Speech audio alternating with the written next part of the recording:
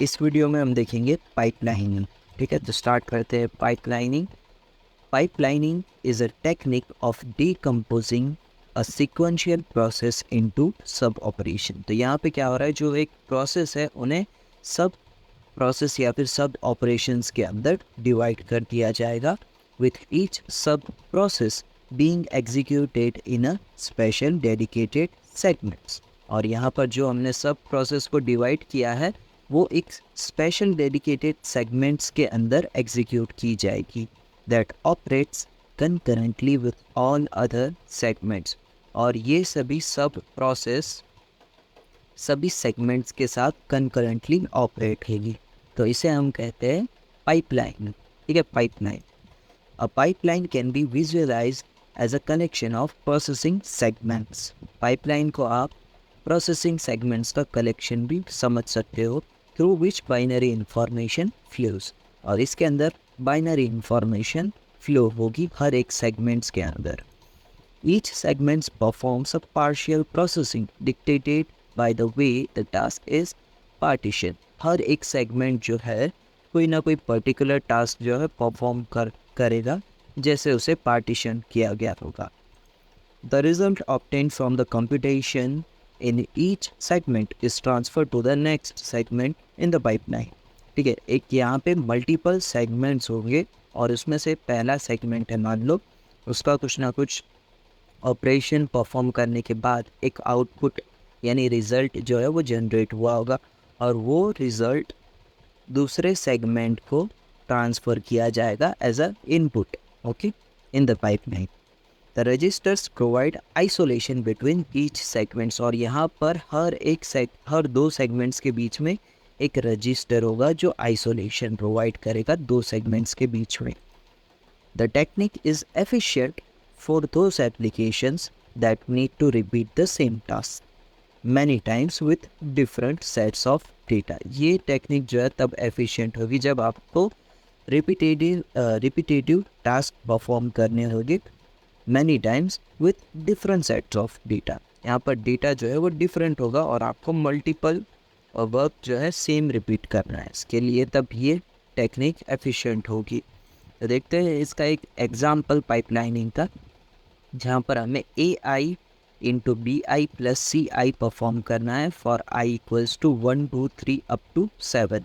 तो यहाँ पे क्या होगा, पहले A1 into B1 plus C1, फिर 2 पुट करेंगे A2 into B2 plus C2। इसी तरह से ये आई जो है उसे हमें रिपीटेडली पुट करना होगा, ये लास्ट सेंटेंस के जैसा। तो इस केस के अंदर हमारे पास पाइपलाइनिंग जो है वो एफिशिएंट अप्रोच होगा, तो इसके लिए हम यहाँ पर यूज़ करेंगे पाइपलाइनिंग। तो AI का जो भी डेटा होगा और BI का जो भी डेटा होगा उसे हम एक रजिस्टर्स के अंदर स्टोर कर देंगे फॉर इनपुट, ओके। फिर यहाँ पर हमें यहाँ पे क्या करना है, मल्टीप्लाई करना है। तो मल्टीप्लायर एक सर्किट के अंदर उसे हमें एज अ इनपुट प्रोवाइड करना होगा, और ये होगा हमारा एक सेगमेंट 1 होगा। ठीक है, ये फर्स्ट सेगमेंट होगा और इसका जो भी एक आंसर होगा वो एक और रजिस्टर के अंदर स्टोर्ड होगा। और CI का भी यहाँ पे हमें प्लस करना है ना, तो फिर CI का भी वैल्यू जो है वो एक रजिस्टर 4 के अंदर हम स्टोर करेंगे। और ये दोनों का हमें एडिशन करना है, तो यहाँ पे हमें एक और एडर सर्किट लेनी पड़ेगी और उसके अंदर हम ये दोनों को एज अ इनपुट प्रोवाइड करेंगे, और इसका जो भी आंसर होगा वो एक और रजिस्टर के अंदर स्टोर्ड होगा। तो यहाँ पे देखो रजिस्टर जो है वो दो सेगमेंट्स को आइसोलेट कर रहा है, ओके। ये हमारा सेगमेंट 2 और ये हमारा सेगमेंट 1 है, ओके। तो ये था हमारा एक एग्जाम्पल सिंपल सा पाइपलाइनिंग का। The general structure of 4 segment pipeline. ठीक है, ये अभी हमने 2 सेगमेंट्स का हमने एग्जाम्पल देखा, अब देखते हैं जनरल पर स्ट्रक्चर ऑफ 4 सेगमेंट। तो इसके अंदर देखो ये हमारे पास 4 सेगमेंट्स या फिर 4 स्टेजेस भी आप कह सकते हो। तो ये हमारा स्टेज 1, स्टेज 2, स्टेज 3, स्टेज 4 यानी सेगमेंट भी आप कह सकते हो, ओके। तो यहाँ पे 4 सेगमेंट्स होने की वजह से इसे 4 सेगमेंट जनरल स्ट्रक्चर कहा जा रहा है। और इन सभी स्ट्रक्चर्स के सेगमेंट्स के बीच में एक रजिस्टर होगा जो फर्स्ट सेगमेंट का रिजल्ट जो है वो स्टोर करेगा, ओके। और इन सभी रजिस्टर्स के ऊपर एक क्लॉक सिग्नल अप्लाई है, ठीक है।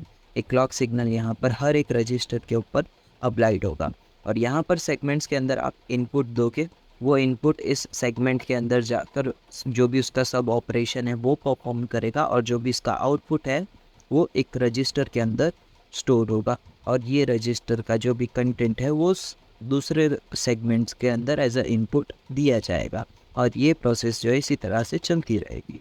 ठीक, the operand pass through all 4 segments in sequence. यहाँ पर से जो भी आप ऑपरेंड प्रोवाइड करोगे वो हर एक सेगमेंट्स में से पास होगा इन अ सीक्वेंस।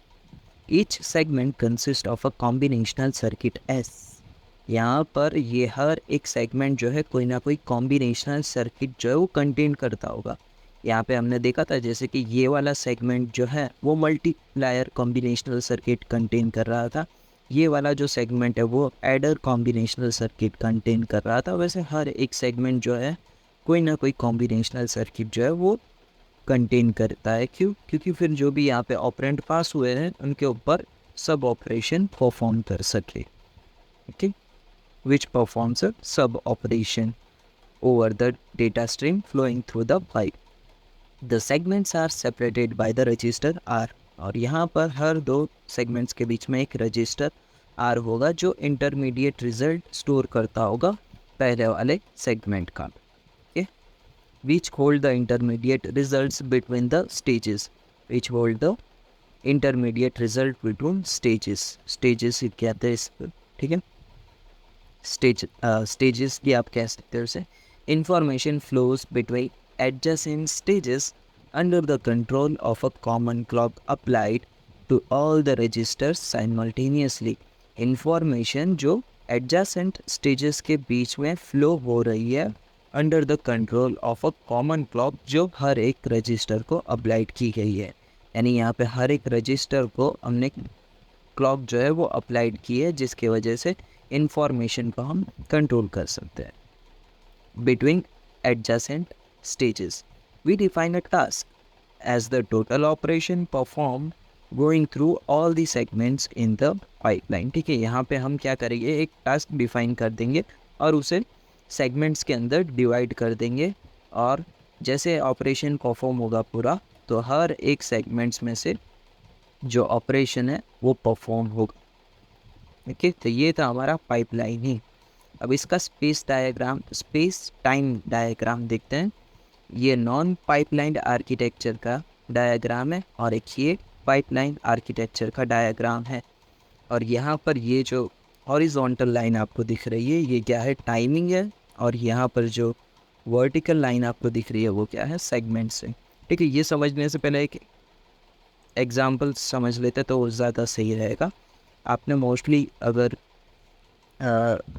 मॉल में कहीं आप मूवी देखने गए हो तो आपको पहले क्या करना पड़ता है, पहले एक टिकट बुक करते हो ना।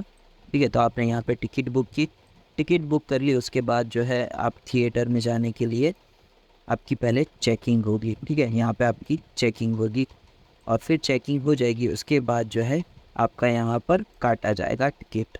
ठीक है, यहाँ पे टिकट फिर जैसे ही आप दिखा दोगे तो फिर आपको वो लोग एंटर करने देंगे इन द थिएटर, है ना। तो ये 3 स्टेजेस में से आप पास हो रहे हो। तो सेम यही चीज़ को हम एज ए एग्जाम्पल समझते हैं। ओके,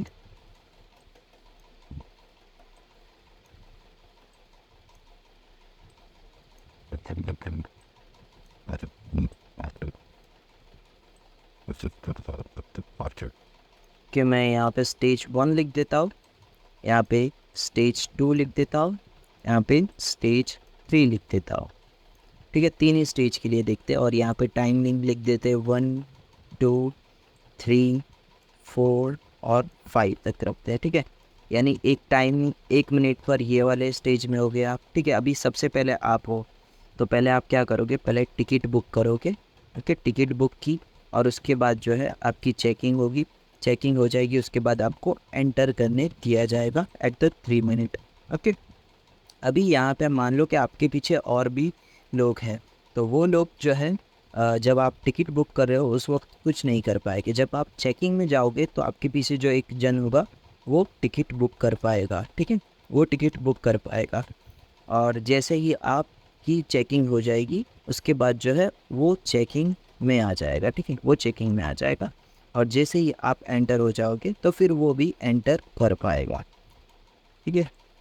और जब ये भाई साहब टिकट बुक कर रहा होगा फिर उसके पीछे वाले लोग जो है वो वेटिंग में होंगे। जैसे ये टिकट बुक कर लिया होगा तो उसके बाद जब ये चेकिंग में जाएगा तब दूसरा उसके पीछे जो बंदा है वो टिकट बुक कर सकता है, ठीक है। फिर जब इसकी चेकिंग ख़त्म हो जाएगी, फिर जब ये एंटर होने जाएगा तब इसकी चेकिंग होगी। और फिर जब ये एंटर हो चुका होगा तब फिर ये एंटर होने के लिए चला जाएगा। इसी तरह से जो स्टेट है वो चलता रहेगा, ओके। ये हमने सिर्फ 3 स्टेजेस के लिए देखा। और यहाँ पे अगर आप देखो ये डायग्राम में, ये पाइपलाइन आर्किटेक्चर में, ये जो टी है उसे आप T1 समझो, और जो सी है उसे आप T2 समझो, और जो ई है उसे आप T3 समझो। देखो तो डायग्राम जो है वो सेम है, यानी ये जो मॉल के अंदर जो आर्किटेक्चर फॉलो हो रहा है वो कौन सा है, पाइपलाइन आर्किटेक्चर, ठीक है। यानी इसमें क्या हो रहा है, अगर हम नॉन पाइपलाइन का पहले एग्जांपल देखें तो यहाँ पे आप समझो कि मॉल के अंदर स्टाफ जो है बहुत कम है, यानी एक ही बंदा है जो पूरी चीज़ें ये सब मैनेज कर रहा है। तो वो क्या करेगा, पहले सभी की टिकटें बुक कर लेगा, ठीक है। पहले वो क्या करेगा, सभी की टिकटें जो है वो टिकट पहले बुक कर लेगा, ओके, क्योंकि यहाँ पे एक ही बंदा है, वही सभी की टिकट पहले बुक कर लेगा। टिकट बुक कर लेगा उसके बाद वो सभी की टिकट जो है वो चेक करेगा काउंटर पे, ठीक है। फिर वो सभी की टिकट जो है वो चेक करेगा, टिकट चेक हो जाएगी उसके बाद फिर सभी को वो थिएटर के अंदर एंटर होने के लिए चेक करेगा, ठीक है। फिर सभी को वो थिएटर के अंदर एंटर होने देगा। तो नॉन पाइपलाइन आर्किटेक्चर के अंदर आप ऐसे समझ सकते हो कि स्टाफ जो है वो कम है, इसके लिए जो प्रोसेस है वो कुछ इस तरह से रन होगी, यानी पर्टिकुलर टास्क जो है इतने पार्ट में एग्जीक्यूट होगा। फिर जो पर्टिकुलर चेकिंग वाला टास्क है वो इतने टाइम के ऊपर एग्जीक्यूट होगा, और जो एंटरिंग वाला टास्क है वो इतने टाइम के ऊपर एग्जीक्यूट होगा। तो ये था हमारा नॉन पाइपलाइन आर्किटेक्चर। और पाइपलाइन आर्किटेक्चर में क्या होगा, स्टाफ ज़्यादा होगा, यानी स्टाफ ज़्यादा है तो क्या होगा कि टिकट के लिए एक बंदा होगा, चेकिंग के लिए एक बंदा होगा, और एंट्री पॉइंट पे खड़े रहने के लिए एक बंदा होगा। तो फिर जैसे ही टिकट चेक होगी तो फिर यहाँ पे एक जन टिकट चेक कर लेगा, फिर टिकट बुक हो जाएगी, उसके बाद चेकिंग के लिए एक और बंदा है, तो फिर जो भी पहले जिसने टिकट बुक की है उसकी चेकिंग भी हो जाएगी। फिर आगे एक और जन है जो एंट्री पॉइंट पे खड़ा है थिएटर में एंटर होने के लिए, फिर वो उसे एंटर होने देगा। जैसे ये चेकिंग में जाएगा फिर जो टिकट बुक करने वाला आदमी है वो फ्री हो जाएगा, तो उतने में दूसरा कोई कस्टमर आके टिकट बुक कर लेगा, ठीक है। तो इसी तरह से जो प्रोसेस है वो चलती रहेगी इन पाइपलाइन आर्किटेक्चर। तो यहाँ पे आप देखो तो पाइपलाइन आर्किटेक्चर में कुछ इस तरह से हमारा स्पेस टाइम डायग्राम होगा, और नॉन पाइपलाइन आर्किटेक्चर में कुछ इस तरह से डायग्राम होगा, okay. Speed up, speed up ये क्या है, जब आपको कुछ एग्जाम्पल में सम दिए गए होंगे तब आपको स्पीड अप फाइंड करने के लिए कहा गया होगा, तो उसके कुछ फॉर्मूलाज लिखे गए हैं। Speed up of a pipeline processing over N equivalent non pipeline processing, यानी यहाँ पर एग्जांपल में आपको दो टाइमिंग दिए गए होंगे, एक पाइपलाइन प्रोसेसिंग का और दूसरा नॉन पाइपलाइनिंग प्रोसेसिंग का।